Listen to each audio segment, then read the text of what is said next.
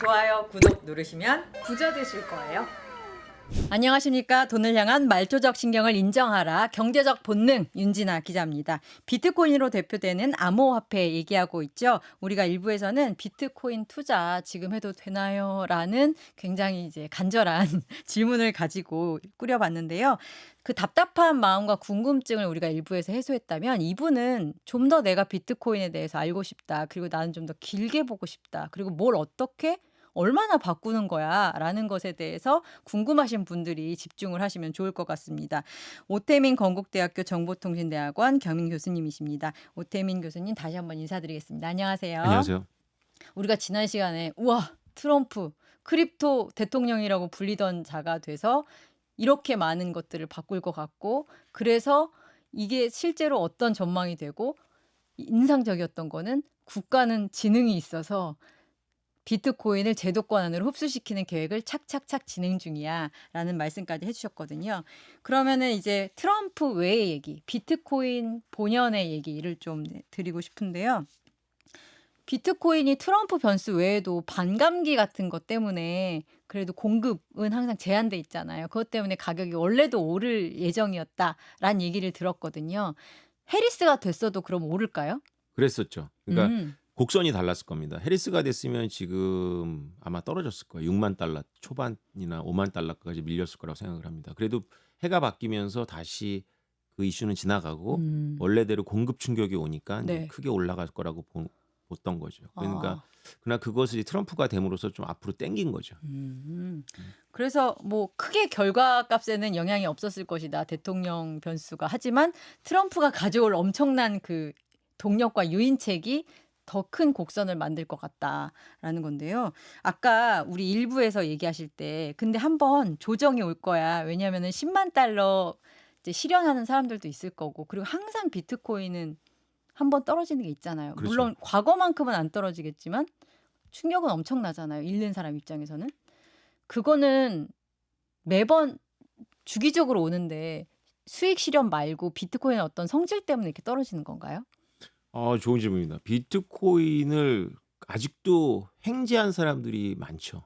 음. 그러니까 비트코인이 세계 자산 순위 지금 8위거든요. 네. 근데 은을 제쳤습니다. 그렇죠. 근데 금과 은도 횡재한 사람들이 있을 거예요. 근데 그분들은 옛날에 돌아가셨고요.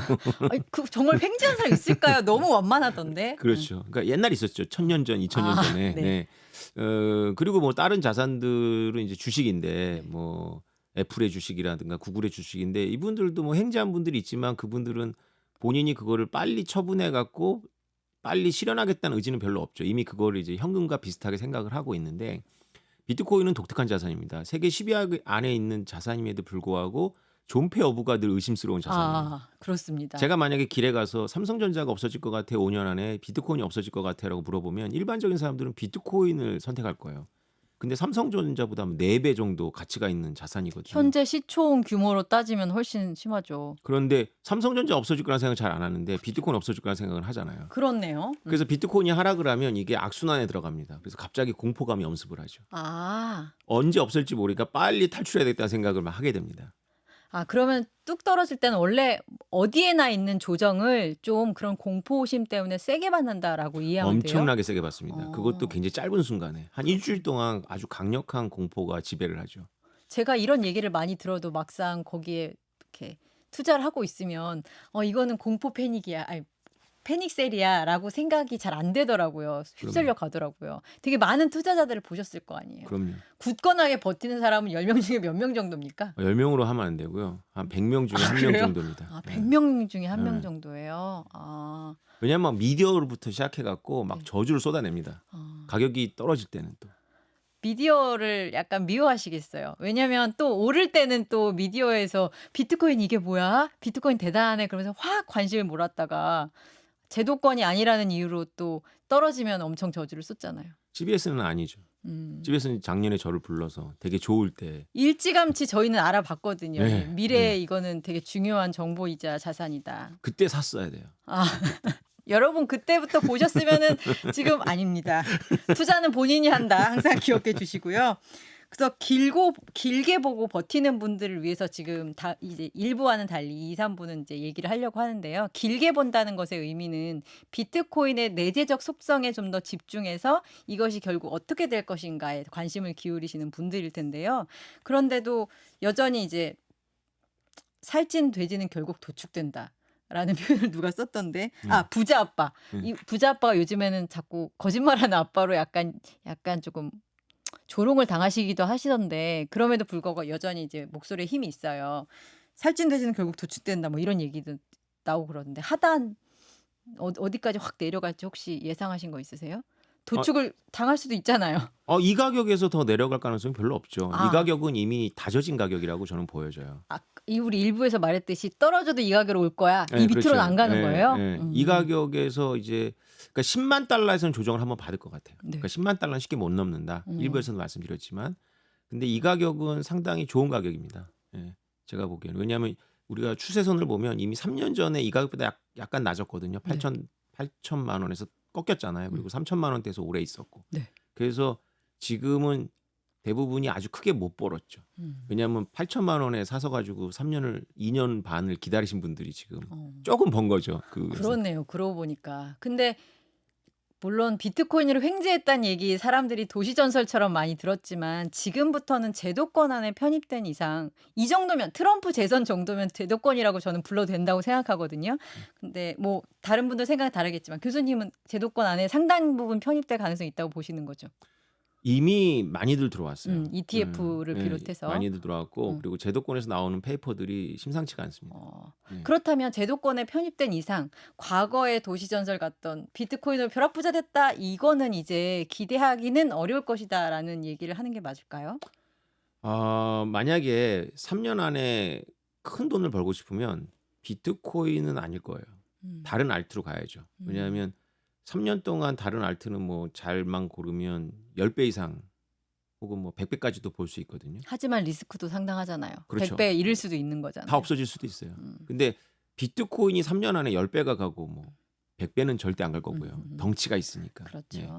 그런데 만약에 5년 이상을 바라본다. 네. 그러면 비트코인만한 투자는 없다고 저는 보고 있습니다. 그러니까 안정성은 충분히 확보가 돼 있는 상태에서 네. 다른 자산 대비 상승률은 높을 것이다. 이렇게 그렇죠. 이해를 하면 될까요? 그래서 5년에서 10년을 내가 지금 가지고 있는 돈을 그래도 10배 가까이 모으고 싶다. 그러면 제가 보기에는 어떤 다른 대안은 없을 것 같아요. 아파트나 이런 것도 아닐 것 같고요. 비트코인은 검증되어 있고 굉장히 안정적입니다. 그렇게 생각하시면. 그러면은 조금 더 정확하게 기간을 줄여봅시다. 트럼프 재임 기간 동안은 확실하다. 그건 이렇게 아닌 얘기해도 것 되지 같아요. 아니에요? 그건 아니죠. 왜냐하면 조정이 옵니다. 아까 살찐돼지는 도축된다라는 게 네. 이게 만약에 저는 일부에서 1억 7천만 원 받잖아요. 근데 만약에 2억 5천이 빠른 시간에는 간다면 네. 반드시 실현 물량이 쏟아져 나올 거예요. 나 여기서 이제 돈 좀 빼서 좀 금반지 좀 사자 이렇게 되는군요. 그렇죠. 예. 그래서 그거를 견디려면 그만큼 더 많은 수요가 꾸준히 들어와 줘야 되는데 기관들은 개인들이 쉽게 돈 벌게 안 하기 때문에 한 박자 쉬고 들어오죠. 기관들과도 경쟁을 해야 됩니다, 여러분. 알겠습니다. 세계 8대 자산 얘기를 했는데요. 이 정도면 비트코인이 움직이면 비트코인과 관련한 어떤 돈꾸러미가 움직이면 상당한 충격이 있겠구나라는 생각도 들거든요. 아까도 우리 말씀하셨을 때 미국이 20만 개가 있는데 여기서 독일이 5만 개 팔았다가 굉장히 비트코인이 어려워지고 그런데 만약에 이거를 통제할 수 있는 미국이 그거를 좀 세게 크게 움직이면 무슨 일이 벌어질 수도 있지 않을까라는 약간 공포심도 들거든요. 그럴 가능성은 너무 오반가요? 아니요. 정확한 지적입니다. 워게임이라 그래 가지고 실제로 전쟁을 하는 것이 아니라 이렇게 모여 가지고 시나리오로 전쟁 게임을 하는 그런 걸 해요. 거기서 가장 많이 등장하는 게 뭐냐면 중국이 미국에 채권을 던져 가지고 미국의 금융공황을 일으켜서 미국이 칠함대를 대만 해협으로 보낼 정신이 없도록 만들어서 중국이 대만을 도모한다.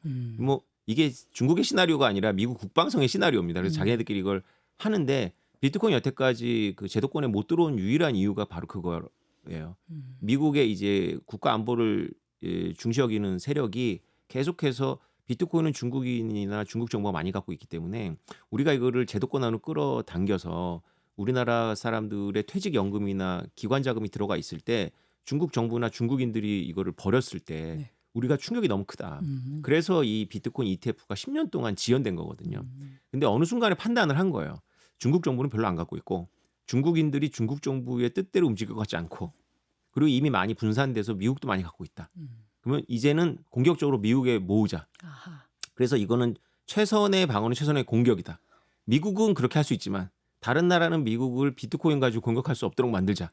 이 포인트가 지금 모든 일에 그 흐르는 맥락입니다. 기자님이 정확하게 보신 거예요. 네. 이렇게 멘트를 했죠. 지금 비트코인 2,100만 개가 총량인데 네. 2천만 개까지 지금 채굴이 된 상태거든요. 음. 나머지 100만 개를 다 미국에서 채굴하자 이렇게 네네네. 말씀하셨죠. 나머지를 내가 그래서 채굴 산업을 통해서 여기서 다 하겠다라는 건데요. 저는 또 그 말 들으니까 실제로 그렇게 할 것 같기도 해요. 지금 얘기를 쭉 듣고 트럼프의 공약들을 보고 그게 뭐 자기의 정치적 이익뿐 아니라 미국의 이익에도 도움이 된다면 안 할 이유가 뭐가 있겠습니까? 그런데 미국이 저렇게 움직이는 걸 보면서 저는 '중국은 가만히 있을까?'라는 생각이 드는 거예요. 중국은 좀 이상한 게 중국 같으면 막 모을 것 같거든요. 그런데 막 채굴도 금지시키고 '혼자 몰래 모으고 있나? 티 안 나게 중국 정부가 어디서 땅굴 파 놓고 해 놓고 있나?' 이런 생각도 들고 중국은 무슨 전략이에요? 중국도 꽤 많이 갖고 있습니다. 예. 정부가. 2 위긴 하는데 네. 어떻게 모았냐면은 옛날에 한 10여 년 전에 중국인들이 비트코인 채굴하려고 그 발전소를 해킹했어요. 그래서 발전소에서 전기가 90% 이상 손실이 일어나서 공안에 사건을 의뢰했더니 어떤 회벽에 전선이 들어가서 곡괭이로 깨봤더니 그 안에 채굴기가 잔뜩 있는 거예요. 10년 전 이야기입니다. 적당히 해먹어야 되는데 수력 발전소의 전력의 90%를 해먹은 거죠. 아 그걸 이렇게 빼 가지고 그렇죠. 아이고 크게 놀았네. 그렇죠, 예. 그렇죠. 어. 그래서 그때 압수한 것들이 지금 19만 개가 있어요. 압수했는데도 19만 예, 개요? 예. 그러니까 미국보다는 역시. 적죠. 미국은 막 뺏은 게 그렇게 수사해서 뺏은 게 한 40만 개, 50만 개쯤 됩니다. 근데 중국은 좀 극단적인 선택을 계속했어요. 그러니까 중국인들이 워낙에 이런 광적인 그런 기운이 있다라고 생각을 하는 것 같아요. 이번에도 할로윈 파티 때 분장 못하게 했잖아요. 네. 하여튼 모이는 거 싫어하거든요. 네. 비트코인이 워낙에 중국인들이 좋아했어요. 그래서 2017년에 1월 달 기준으로 비트코인을 달러도 사고 유로화도 사잖아요. 위안화 비중이 99%였어요. 중국인 입장에서는 비트코인의 원래 가지고 있는 그 매력과 정당성에 현혹될 만해요. 탈중앙이잖아요. 그렇죠. 그래서 중국 정부가 어떤 극단적인 선택을 하냐면 2017년에는 거래소를 금지해요. 그래서 중국의 거래소를 전부 퇴출해 버립니다. 2021년에도 극단적이야 정말. 붐이 오니까 채굴을 금지해 버렸어요. 중국 정부가 시진핑 주석의 스타일상 이번에 또 붐이 와서 중국인들이 비트코인을 막 사고 막 이런 붐이 오면 할로윈 막듯이 막을 거예요. 이번에는 근데 카드가 하나밖에 안 남았어요. 소유 지금 금지. 남은 소유 금지요? 네, 어떻게 소유 소유를 금지시켜요? 그게 말이에요. 만약에 우리나라처럼 거래소를 합법화했으면 소유 금지가 의미가 있어요. 그냥 그 셧다운 시키면 되는데. 그래서 누가 가지고 있는지 알거든요. 음. 근데 중국은 이미 7년 동안 누가 갖고 있는지를 파악을 못한 상태에서 그렇죠. 소유 금지를 할 수가 있죠. 중국 부자들이 갖고 있을 거 아니에요, 비트코인은. 일반인도 갖고 있는데 만약에 그런 걸 이제 거래하다가 걸리면 이제 일벌백계로 처벌을 하겠죠. 사형. 그래서 네, 그렇게까지는 않을 것 같은 어. 상징적인 의미로 그렇게 할 거고 실제로 작년하고 재작년에 크립토 윈터 때 네. 비트코인이 아니라 블록체인 기술자들이 중국 공안에 많이 체포가 됐습니다. 그렇습니까? 알게 모르게 많이들 체포를 해갔어요. 그래서 미국이 일종의 이제 비트코인을 전략 자산화 한다고 하면 중국도 나름의 이제 뭐랄까 대응을 할 만한 어떤 움직임이 좀 보일 법도 한데 그런 게 잘 안 보이는 것 같아서 조금 의외고 트럼프가 움직이기 시작하니까 중국도 그런 게 좀 보이기 시작할까 그것도 싶고 오히려 비트코인 전략 자산 됐고 우리는 비트코인 통제가 더 중요해. 왜냐하면 우리는 통제를 좋아하니까 이건지. 교수님 지금 시점엔 어떻게 봐요 중국의 태도를? 그러니까 이 문제에 대해서는 아마 전문가들마다 의견이 다 다를 텐데 헷갈리는 상황 맞군요. 저는 이렇게 생각합니다. 이걸 만약에 트럼프가 알고서 공약을 낸 거라면 트럼프는 보통 사람 아니에요. 생각보다 보통 사람 아닌 것 같아요. 네. 미치광이라는 과거의 평가는 이제 저리 보내야 될 것 같아요. 그 세계의 국경을 넘는 자본의 이동에 대해서 그거를 견디는 경제 체제가 있고요. 그걸 못 견디는 경제 체제가 있어요. 우리나라는 IMF 전에는 그걸 못 견뎠죠. 근데 IMF를 통해 갖고 이제 많이 체질을 개선한 거죠. 중국을 못 견딥니다. 근데 미국은 원래 그렇게 노출되어 있어요. 그래서 자본이 유출되는 것을 미국 정부도 싫어해요. 근데 미국은 그 내성을 갖고 있어요. 아. 근데 비트코인은 자본을 통제하는 쪽이 아니라 유출시키는 쪽이거든요. 그러니까 미국에서 자본을 유출이 되지만 또 들어오는 거죠. 근데 중국은 유출되는 게 너무 많은 거예요. 그래서 비트코인을 만약에 허용하게 되면 더 빠르게 유출됩니다. 지금 중국 경제가 또 안 좋기도 하죠. 그래서 이거를 정확하게 트럼프 대통령이 읽은 거예요. 음. 그래서 이렇게 표현해야 돼요. 비트코인은 미국이 안 좋아. 근데 중국이 더 안 좋아. 아하. 그러니까 우리는 이걸 해야 돼. 이런 거죠. 일부에서도 강조하셨듯이 정부의 성질과 굉장히 대척점에 있는 거지만 그래도 통제할 수 있는 데까지는 통제를 해야 되는데 그걸 그나마 잘하고 있는 데가 미국이군요. 아예 중국은 그냥 우린 척지고 그냥 간다 약간 그렇죠. 이런 분위기고 그렇군요. 트럼프가 비트코인한테도 이러고 그러면 달러는 무시하는 건가라는 생각도 드는 게 아니 비트코인을 만약에 사들이거나 아니면 최소한 지난번에 말씀하셨듯이 갖고 있는 걸 팔지 않는다면 그만큼 다른 걸 못 산다는 거고 그러면 안 그래도 과거부터 자기는 제조업을 강조하면서 약달러를 선호했던 트럼프는 그러면 아예 달러 패권을 포기하고 그냥 나는 약달러인 세상에서 신흥 산업이라고 할 수 있는 비트코인을 육성하며 살란다라고 결심을 한 건지 아니면 달러 패권도 가져가고 디지털 세상의 어떤 비트코인 패권도 가져가려고 하는 건지 요거 좀 이번에 정리 좀 해주셨으면 좋겠어요. 네, 이거 진짜 밤새야 될 주제인 것 아 같습니다. 그렇습니까? 네. 그래서 2, 3부에 나눠서 일단 굉장히 질문이 깊고요. 트럼프 대통령은 지금 표면적으로 달러 패권도 가져가고 그다음에 무역 적자도 없애고 하겠다는 거예요. 모든 걸 다 네. 하겠다고 말은 하고 있어요. 이건 모순이에요. 아 그렇습니다. 이건 원래 모순이에요. 불가능한 건가요? 네, 이거는 모순돼요. 모순되지만 한 대통령의 임기 안에서는 병행이 가능하죠. 그럼 좀 못된 거 아닌가요? 아, 근데 원래 후퇴할 때 네. 후퇴할 때가 중요합니다. 후퇴할 때 위세를 떨어야 돼요. 나 후퇴- 강해 이러면서. 그렇죠. 그게 삼국제도 나오잖아요. 그 말씀은 달러는 이미 패권국의 지위를 잃고 있다라는 말씀이신가요? 그렇죠. 근데 여기 질서 있게 퇴진하지 않으면 혼란이 오죠. 그래서 여전히 나는 강달러를 달러 패권을 포기하는 건 아니야라는 그렇죠. 메시지를 준다는 말씀이세요. 그렇죠. 어. 그거는 그렇게 해야 됩니다. 안 그러면 너무 세상이 혼란스러워지죠. 근데 트럼프 대통령이 원하건 원하지 않건 달러 패권은 구조적으로 저물게 되어 있어요. 왜냐하면 그거는 미국의 구조적인 문제 때문이고 그 구조적인 문제가 이번에 대통령 선거를 통해서 나온 거죠. 달러 패권을 위주로 갔더니 부자들하고 최하층민만 좋아요. 달러를 언제든지 찍어낼 수 있으니까 반도체, 자동차 전부 외국에 사오면 되는 거잖아요. 그래서 최고의 창의력 있고 이런 사람들 영화 만들어서 팔고 소프트웨어 만들어서 팔 수 있어요. 그다음에 아예 노숙자들은 기본적인 복지가 나옵니다. 문제는 뭐냐면 중산층 서민들이 준수한 일자리가 다 붕괴돼 버리는 거죠. 그렇습니다. 이른바 제조업 블루칼라, 그렇죠. 러스트벨트라 불리는 곳. 그렇죠. 네. 그거를 결집한 게 바로 트럼프예요. 그렇죠. 그러면 그걸 결집하려면 달러 패권을 포기해야 돼요. 그러고 보니까 부시 대통령이 집권을 할 때도 비슷한 얘기가 있었더라고요. 그때도 제조업이 달러 패권 때문에 망한 것 같아라는 문제제기가 있었지만 그게 정말 십수년이 지나서 트럼프 때 돼서야 이제는 진짜 포기할 결심을 한 거군요. 그러니까 아버지 부시를 얘기하시는 건데요. 네. 아버지 부시가 전쟁에서 이겼는데 클린턴이라는 시골 주지사한테 질 이유가 하나도 없었는데 로스페로라는 제3당이 나와갖고 그 부시의 표를 다 갉아먹습니다. 그 로스페로가 했던 주장이 다시 20년 지나서 트럼프가 반복하고 있는 거예요. 그러니까요. 그때는 결심을 제대로 못했는데 이번에는 확실하게 그러고 보니까 클린턴은 중산층을 살게 해주겠다면서 세계화를 열심히 만들었잖아요. 트럼프의 시대에 드디어 그 결심을 했군요. 근데 안 들킬 수가 있나요? 패권국으로서 달러 패권국으로서의 지위를 잃어가고 있다는 거를 사실 되게 많은 사람들이 알고 있는데 트럼프가 위세를 떤다고 해서 티가 안 날 수가 있나요? 티가 나죠. 그 티가 나는 거 우리가 보고 있잖아요. 중동에서. 예전 같으면은 수에즈 위기 때를 보면 미국이 영국과 프랑스를 협박하는 것만으로도 그냥 좌절을 시켰는데 가만 있어. 그러면 전쟁 멈추고. 그렇죠. 현상 유지거든요. 근데 지금 이스라엘에게 현상 유지를 강요를 못 하잖아요, 미국이. 그렇죠. 왜냐하면 오바마 2기 때 중동에서 철수해 버렸어요.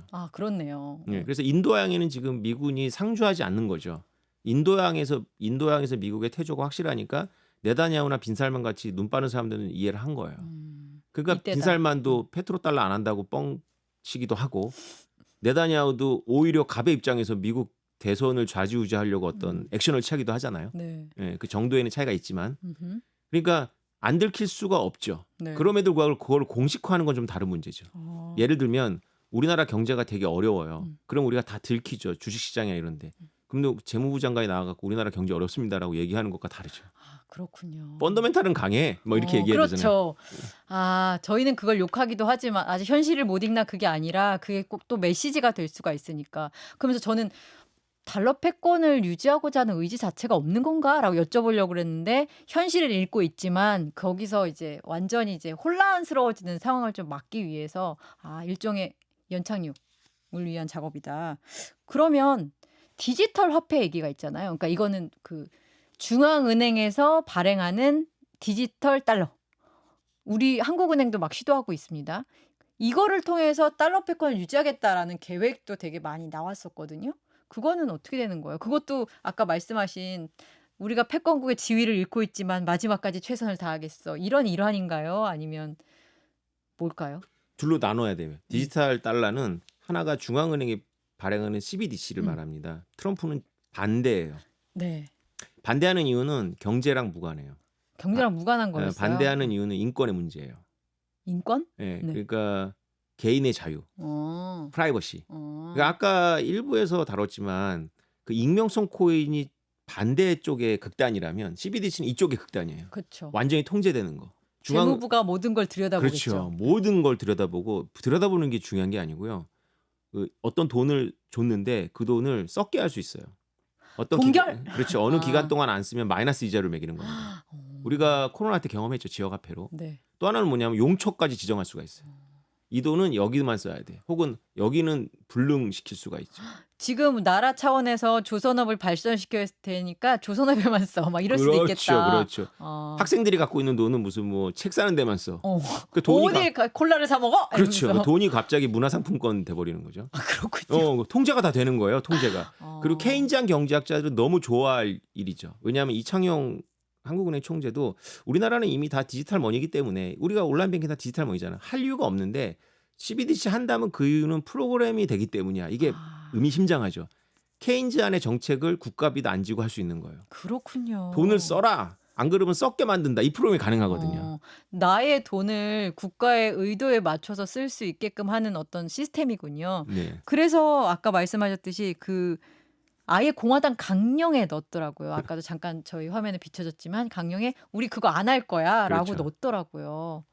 그래서 그러면 공화당은 디지털 블록체인 커런시를 안 하냐? 그건 또 아니고. 아니에요.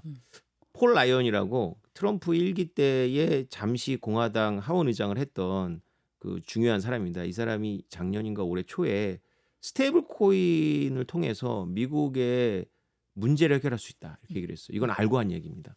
스테이블 코인은 중앙은행이 발행하는 것이 아니고요. 민간 단체들이 민간 기업이 발행을 합니다. 달러하고 1대1로 연동되어 있는데요.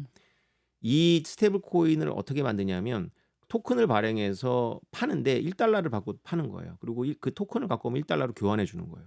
그런 얘기는 뭐냐면 이런 그 재단에서 1달러를 갖고 있어야 되잖아요.